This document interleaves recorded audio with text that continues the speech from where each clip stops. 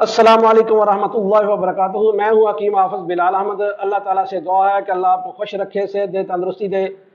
ناظرین، دائمی قبض کے متعلق ہمیں پاکستان سے اور پوری دنیا سے بہت سارے ایسے فون آئے ہیں، میسج کیے ہیں، اور بہت سارے دوستوں نے گزارش کی ہے کہ دائمی قبض کے متعلق کچھ ویڈیوز بنائی جائیں۔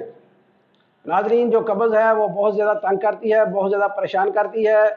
ہر وقت گیس خارج ہوتی رہتی ہے، ٹانگوں میں کھچاؤ رہتا ہے، سر میں درد رہتا ہے، انسان کو غصہ ہی غصہ رہتا ہے، چڑچڑاپن پیدا ہو جاتا ہے، منہ کا ذائقہ جو ہے وہ شدید ترین ترش پیدا ہو جاتا ہے، کسی بھی کام کرنے کو جی نہیں چاہتا۔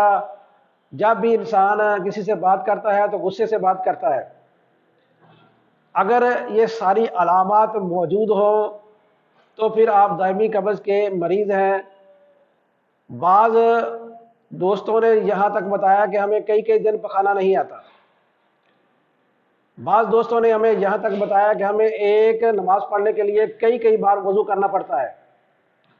تو ان سب دوستوں کی خدمت میں یہ گزارش ہے کہ سب سے پہلے آپ تمام خشک چیزیں مکمل طور پر مریض کو بند کروا دیں۔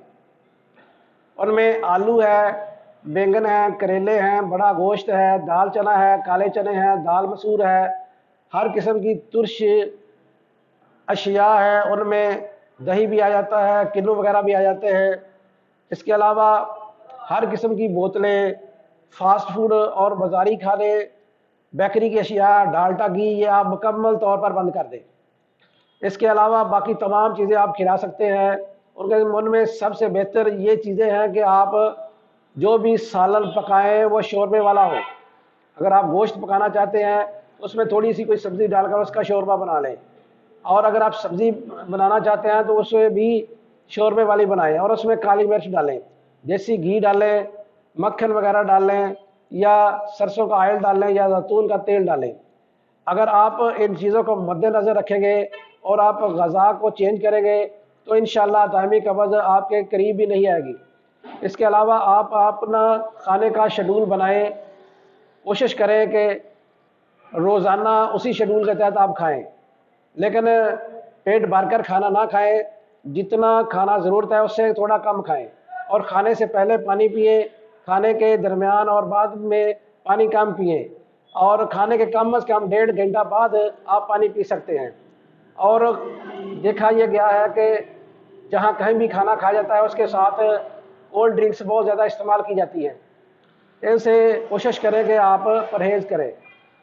جو دائمی قبض کے لیے میں اپنے مطلب پر نسخہ استعمال کرواتا ہوں وہ میں آپ سے شیئر کرنے لگا ہوں۔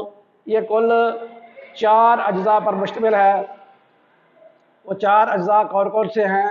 اجوائن اس میں آپ نے 2 تولے لینی ہے، گندھک آملہ سار 1 تولہ لینی ہے، جو پودینہ جنگلی ہے وہ آپ نے 1 تولہ لینا ہے، اور سنا مکی آپ نے اس میں 8 تولے لینی ہے۔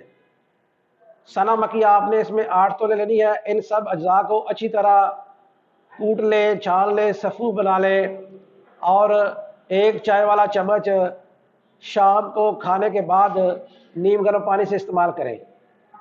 اگر آپ کو زیادہ قبض تنگ کرتی ہے تو پھر آپ صبح دوپہر شام میں استعمال کر سکتے ہیں، ورنہ صرف آپ اسے رات کو 1 چمچ استعمال کریں، انشاءاللہ صبح آپ کو ایک پخانہ آئے گا جس سے آپ کی جو ہے وہ سارے جسم کی تبدیلی آ جائے گی، اور جو گیس بنتی ہے وہ بھی ختم ہو جائے گی، اور آپ تر و تازہ محسوس کریں گے۔